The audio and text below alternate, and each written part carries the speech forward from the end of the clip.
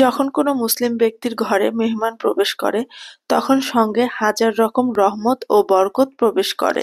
বাড়িতে মেহমান আসলে কিন্তু মনটাই ভরে যায়। তাই তো ভোরবেলা ঘুম থেকে উঠেই বেডগুলো গুছিয়ে নিচ্ছি। আসলে বেড গুছানো থাকলে মনে হয় যে অর্ধেক কাজই হয়ে যায়।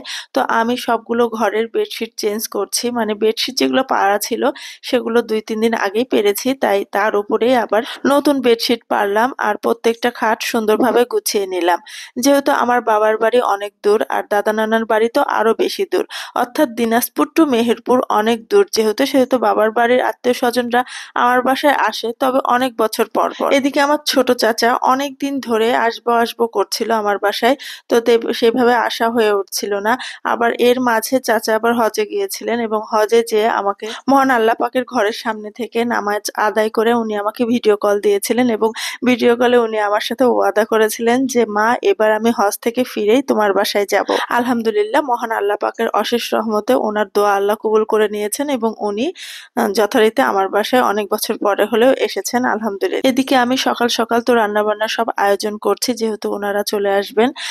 সেই জন্য আর সকাল সকাল রান্না করা বলতে কি, গতকালকের রান্না করা ভুড়ি ছিল, মাছ রান্না করা ছিল, তাই সামান্য একটু আলু ভর্তা করেছি আর ডিম ভেজে দিয়েছি বাচ্চাদের। এদিকে আম্মু এসেছে, মানে আমার আম্মু আর আমার চাচির অনেক ভাব। দুইজন যদি এক জায়গায় হয় তাদের গল্পই শেষ হতে চায় না। রাত জেগে তারা গল্প করে। তাছাড়া চাচি বলেছে যে, বু আপনি না গেলে আমি যাব না, সেজন্য আম্মু আবার রাজশাহী থেকে চলে এসেছে।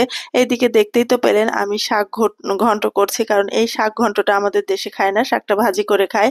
আর এই শাকটা আমার চাচিমা কিন্তু এনে দিয়েছে, একদম মাঠের তরতাজা শাক। তো শাকটা রান্না করে ফেললাম। আর সকাল সকাল রান্নার সময়, সকালের নাস্তা বানানোর সময়ে আমি কিন্তু টমেটো ডালটা করে রেখেছিলাম। আসলে এই শাকটা চাচিমা বলতে আমার চাচি শাশুড়ি এনে দিয়েছে। তো শাকটা রান্না করলাম। আর আমার যে চাচিমা এসেছে সেই চাচিমা কিন্তু এই শাকটাকে অসম্ভব পছন্দ করেছে। বলেছে, আমরা তো এইভাবে ঘন্ট খাই নাই, এবার থেকে তোমার কাছে শিখে গেলাম, ঘন্ট করব। আর এদিকে ছোট মাছ দিয়ে বেগুনের একটা চচ্চড়ি রান্না করেছি আর রাজহাঁসের মাংস রান্না করব, একটা আস্ত রাজহাঁস রান্না করব বলে ঠিক করেছি। তো রাজহাঁসটা আম্মু ভালো মতো পরিষ্কার করে ধুয়ে সব মশলাপাতি দিয়ে রান্না করবে। তো আমি কিছু কিছু রান্না নিচে করছি, মানে ঘরের চুলায়, গ্যাসের চুলায় করছি। আর আম্মু এই রাজহাঁসটা কিন্তু ছাদে যে চুলা আছে সেই চুলায় রান্না করবে। রাজহাঁস রান্নার জন্য সব রকম মশলা, আদা রসুন থেকে শুরু করে যা যা লাগে সবকিছু দিয়ে আম্মু ভালো মতো রাজহাঁসটা মাখিয়ে, সরিষার তেল এবং সয়াবিন তেল দুইটাই দিয়েছে, মাখিয়ে চুলায় নিয়ে চলে গিয়েছিল। আর আমি নিচে যত কাজ ছিল, রান্না বান্না ছিল, সব কমপ্লিট করেছি। আসলে হাতের কাছে কেউ একজন থাকলে বা কথা বলার একজন লোক থাকলে কিন্তু রান্না বান্না এনজয় করে করা যায় বা ভালো লাগে।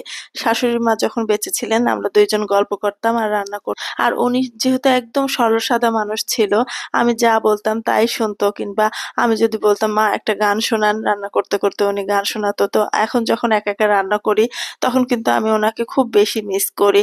তো আল্লাহ পাক যেন ওনাকে বেহেশত নসিব করে, সবসময় ওনার জন্য আমি মন থেকে সব সময় প্রতিটা দিনই দোয়া করি ওনার জন্য। এদিকে আম্মু মাংসটা ভালো মতো মাখিয়ে উপরে চুলোয় নিয়ে গিয়েছিল, কিন্তু একটা ব্যাপার হচ্ছে এই মাংসটা সিদ্ধ হইতে কিন্তু অনেক সময় লেগেছে।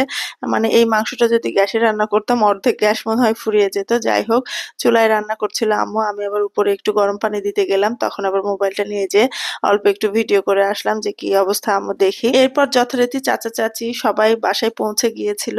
আর দুপুরের খাবার একটু বিকেল হয়ে গেছিল, যে ৪টা ৪:৩০ মতো বেজে গিয়েছিল। বিকেলে আমরা খাবার টাবার খেয়ে সবাই মিলে গল্প করেছি, রেস্ট নিয়েছি। আর সন্ধ্যার পর চাচা এক গাদা মিষ্টি নিয়ে এসেছে, আমার জন্য ড্রেস নিয়ে এসেছে, জামাইয়ের জন্য নিয়ে এসেছে, নাতি নাতনির জন্য নিয়ে এসেছে। আর সেগুলো আবার সবকিছু গুছিয়ে ওনাদেরকে সন্ধ্যার নাস্তা দিলাম। এদিকে আমার বাচ্চারা তো মহা খুশি, দুইজন নানিকে একসাথে পেয়েছে আর দুইজন নানির আদর ভালোবাসা একসাথে পাচ্ছে।